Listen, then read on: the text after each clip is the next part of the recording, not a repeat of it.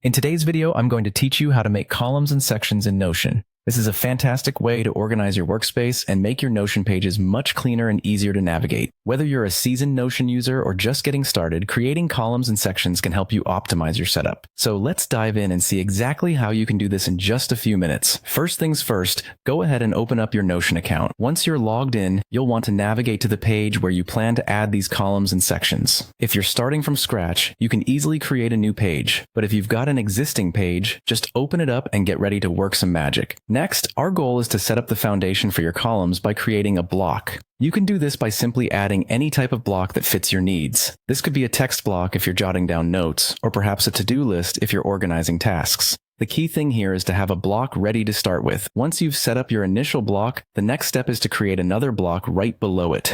This block can be of the same type or different, depending on what you need for your specific setup. The idea is to have two blocks that can then be positioned to form columns. Now, for the fun part, transforming these two blocks into columns. Look for the 6-dot icon that appears to the left of your second block. Press and hold this icon. It allows you to drag the block, so feel free to do so by moving it to the right of the first block.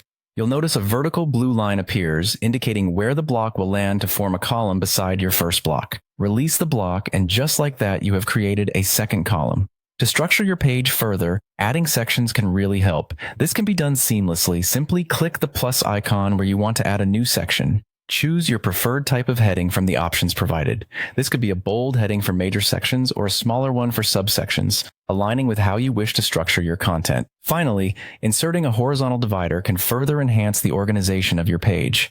It acts as a visual separator between sections, making it clear where one section ends and another begins. To do this, just type diver into a new block, and a neat horizontal line will appear.